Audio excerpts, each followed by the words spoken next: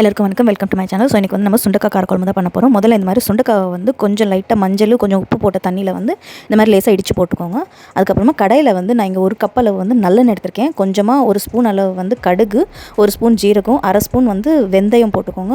அதுக்கப்புறமா ஒரு கைப்பிடி அளவு பூண்டு, ஒரு கைப்பிடி அளவு வந்து சின்ன வெங்காயம் வந்து இந்த மாதிரி ரெண்டாக வந்து கட் பண்ணி போட்டுக்கோங்க. இது ரெண்டுமே நல்லா ஃப்ரை ஆனதுமே தக்காளி வந்து நான் இங்கே ஒரு 4 தக்காளி எடுத்திருக்கேன். இது எல்லாமே நல்லா ஃப்ரை பண்ணி விட்டுருங்க. நல்லா ஃப்ரை ஆனதுமே நம்ம வந்து கொஞ்சமாக ஒரு ஸ்பூன் அளவு வந்து மஞ்சள் பொடி போட்டுக்கோங்க. காரம் மிளகு பொடி வந்து காரத்துக்கு ஏற்ற மாதிரி போட்டுக்கோங்க. நீங்கள் இதில் வந்து இந்த காரத்துக்கு பதிலாக குழம்பு மிளகா பொடி கூட யூஸ் பண்ணிக்கலாம். ஒரு 2 ஸ்பூன் அளவு வந்து மல்லிப்பொடி போட்டுக்கோங்க. இது எல்லாமே நல்லா பச்சை வாசனை போகிற வரையும் ஃப்ரை பண்ணிவிட்டு ஒரு 2 லெமன் சைஸ் அளவு வந்து நான் புளி வந்து ஊற வச்சுருந்தேன். கரைச்சி அந்த தண்ணியும் ஊற்றிடுங்க. தண்ணி வந்து எக்ஸ்ட்ரா 2 கிளாஸ் வந்து நான் தண்ணி எக்ஸ்ட்ரா யூஸ் பண்ணியிருக்கேன். இதெல்லாம் நல்லா பாயில் ஆனதுமே தேவையான அளவு வந்து உப்பு போட்டுக்கோங்க, டேஸ்ட்டுக்கு தகுந்த மாதிரி. அதுக்கப்புறமா நம்ம வாஷ் பண்ணி வச்சுருந்த சுண்டக்காவும் போட்டு நல்லா திக்காகிற வரைக்கும் கொதிக்க விட்டுருங்க. இந்த மாதிரி திக்கான இறக்கிடுங்க. ரொம்ப சிம்பிள் அண்ட் ஈஸியாக சுண்டக்காய் காரக்குழம்பு ரெடி.